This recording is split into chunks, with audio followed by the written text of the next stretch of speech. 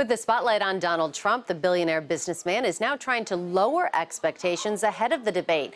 Last night on Fox News, he was doing something we have rarely heard from him, talking about his lack of skills. I mean, you don't know what's going to come at you. You don't know where these other people are going to come. You don't know whether or not the three folks that are asking the questions, I mean, they're going to try and trick you up, which is unfortunate because all of that has nothing to do with being a great president. But I'm doing it because it's something you have to do. And again, I've never debated. My whole life has been a debate, but I've never debated before. These politicians, all they do is debate. Joining me now is Berg from RealClearPolitics. Rebecca, thanks for joining us. Thank you, Meg. So is the Donald strategy going to work by lowering expectations?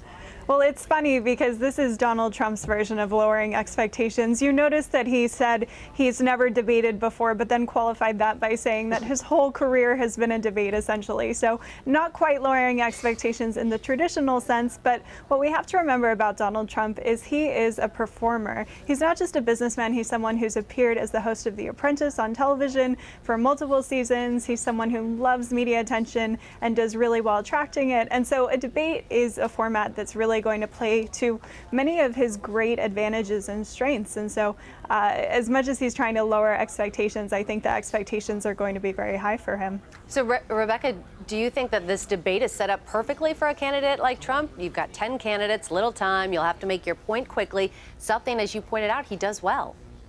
Debates always play to the candidates who are best at making sound bites, capturing moments, because really it doesn't allow for enough time to get into the deep sort of wonky policy that some of these candidates would prefer to talk about. So a candidate like Donald Trump could do very well in this format. But at the same time, these other candidates will have an opportunity potentially to steal the spotlight by calling him out. And of course, that was something that he pointed to as well. So that will be something to watch for, and that could potentially tear away some of his advantage that he has going in. All right, let's go back to the controversial comment Jeb Bush made about women's health. First, let's listen to this.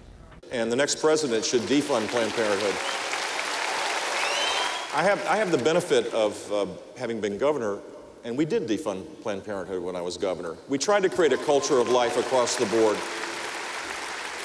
The argument against this is, well, women's health issues are going to be, you're attacking, it's a war on women, and you're attacking women's health issues. You could take dollar for dollar, although I'm not sure we need $500 million for women's health issues.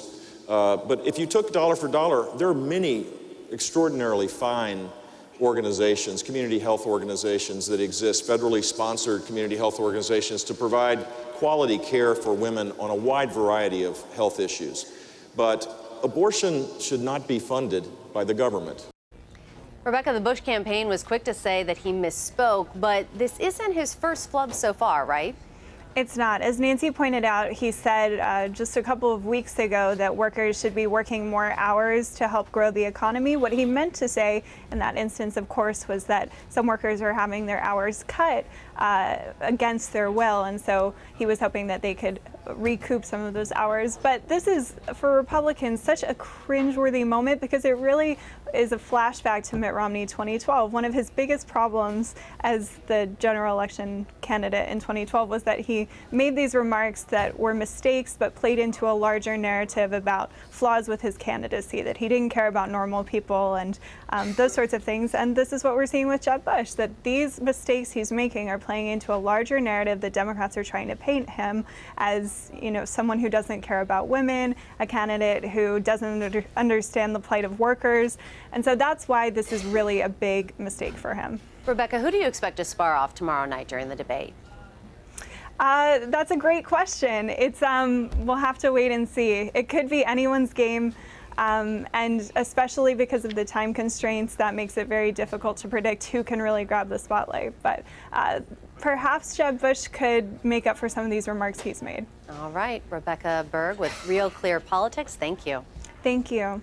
Much more in tomorrow's GOP primary debate still ahead. Later this hour, we'll hear from Republican National Committee Chairman, and we'll have that coming up. And stay with CBSN tomorrow night for full debate coverage beginning at 6 p.m. Eastern Time.